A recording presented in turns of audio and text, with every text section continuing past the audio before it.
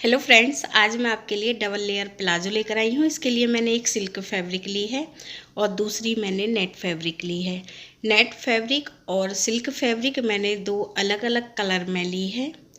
आप बनाएं तो एक जैसे ही कलर रखें। आपको समझाने के लिए थोड़ी मैंने अलग फैब्रिक रखी है। तो पहले हम सिल्क फैब्रिक में से कटिंग करेंगे। तो एक बार हमें फैब्रिक को फोल्ड करना, फिर हम इसे दोबारा से फोल्ड करेंगे। फैब्रिक फुल लेयर में फोल्ड है। साइड ये खुली साइड है, ये बंद साइड है। लेंथ लेनी है।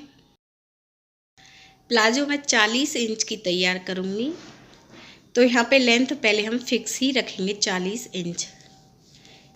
तो 40 इंच हमने लेंथ ली है और ये पीस हमारे 38 इंच के सिल के तैयार होंगे। दूसरी लाइन हम 38 इंच पे ड्रॉ कर रहे हैं और 2 इंच की हम इसमें अलग से बेल्ट ऐड करेंगे।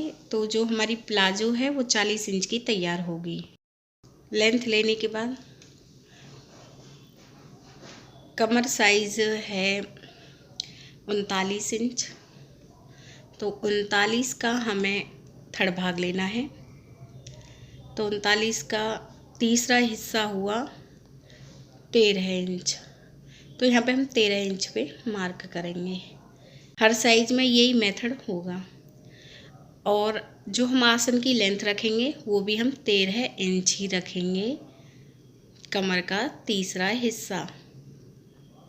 तो 13 इंच तक हम लाइन ड्रॉ करेंगे और इस लाइन को हमें खुली साइड की तरफ ड्रॉ करना है। और ये गोलाई जो हम करेंगे आसन की वो 2 इंच तक करेंगे इस तरह से।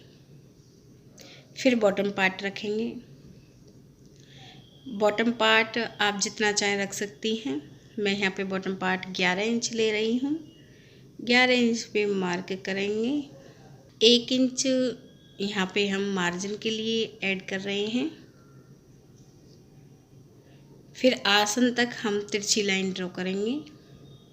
लाइन ड्रॉ करने के बाद अब आसन की तरफ हम 1.5 इंच पे मार्क करेंगे और बंद साइड की तरफ तिरछी लाइन ड्रॉ करेंगे। जो फ्रंट आसन रहेगा वो बैक आसन से कम होगा। तो ऐसे आप तिरछी लाइन ड्रॉ करें।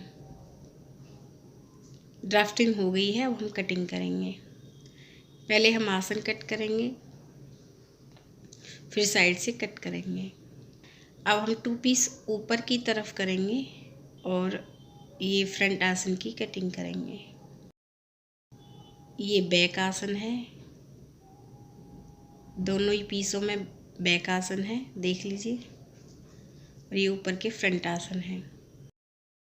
नेट फैब्रिक लेनी है। नेट फैब्रिक को फुल लेयर में फोल्ड करना है। अब हमें ये पीस लेने हैं। खुली साइड की तरफ हम ये खुली साइड रखेंगे और बंद साइड की तरफ बंद साइड रखेंगे। पीस रखने के बाद ऐसे ही कट कर लें आसन की तरफ से और साइड से। और फिर 2 पीस ऊपर की तरफ करें। सेम ऐसे ही फ्रंट आसन की कटिंग कर लें। यहाँ पे हमने आसन की कटिंग की है। बंद साइड की तरफ हम एक मार्क करेंगे 18 इंच पर और साइड से दोनों पीस हम कट कर लेंगे। नेट पीस साइड से ओपन रहेंगे 18 इंच तक। तो हमने ये 2 पीस कट कर लिए हैं। अब मैं बेल्ट बता देती हूँ। तो बेल्ट के लिए बेल्ट की लेंथ हमने 5 इंच ली है। फोल्ड होकर 2.5 इंच की होगी। सिल के तैयार 2 इंच की होगी। और फुल लेयर में 13 इंच चौड़ाई रखी थी कमर की। तो इसे भी हमें फुल लेयर में 13 इंच ही रखना है, बेल्ट को भी लेंथ। अब मैं आपको सिलना बता रही हूँ। पहले हमें ये नेट की एक पट्टी लेनी है 2 इंच चौड़ी और इसे हम सीधी तरफ से रखेंगे। और फिर जो हमने कट लगाए थे नेट वाले पीस को लेना है और हमें इस पट्टी पर सिलाई लगानी है। ऐसे कट पे हम पट्टी ऐड कर रहे हैं। ऐसे इस तरह से हमें सिलाई लगानी है। फिर हम यहाँ से इसे वी शेप में ले जाएंगे और दूसरी तरफ भी हम ये सिलाई लगाएंगे।